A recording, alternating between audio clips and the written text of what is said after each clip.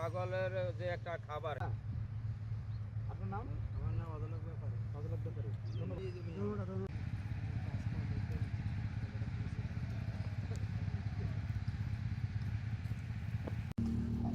কত বছর আপনি কৃষিকাজ করেন? আমার তো ছোট ছেলে কৃষিকাজ করে। ছেলে মেয়ে কতজন? দুইজন। দুজন। পড়াশোনা করে? হ্যাঁ, একজন মাদ্রাসা আর একজন ছোট। মানে কোনো ফসল টসল হয় নাই, মনে করেন শুধু মানুষের না, গরু বাছুর হইতে সব কিছু মনে করেন মানে উঠে গেছে। কিন্তু মনে করেন চলাফেরা মানুষের খুব কষ্ট, মাঠ মায়ের খেতে গৃহস্থী হয় নাই। এই অবস্থায় মনে করেন মানুষ খুব অসহায় অবস্থা আছে।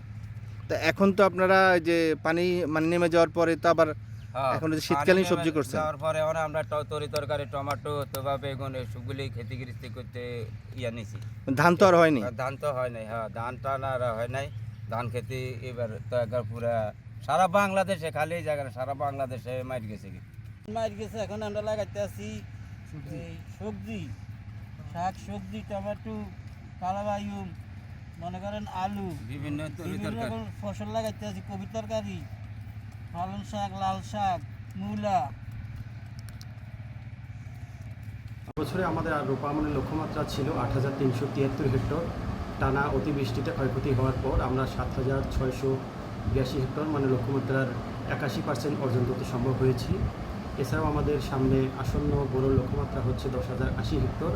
আমরা আশা করছি আমনের যে ক্ষয়ক্ষতি সেটা আমরা বোরো ধান দিয়ে ক্ষতি পুষিয়ে নিতে সক্ষম হব। এছাড়াও যে কৃষক ভাইরা রোপা আমন করতে পারেননি, তারা আগাম শীতকালীন শাকসবজি চাষের মাধ্যমে তাদের ক্ষয়ক্ষতি পুষিয়ে নেওয়ার জন্য পরিকল্পনা গ্রহণ করেছেন। আমাদের কৃষি অফিস থেকে সার্বক্ষণিক সহায়তা প্রদান করা হচ্ছে।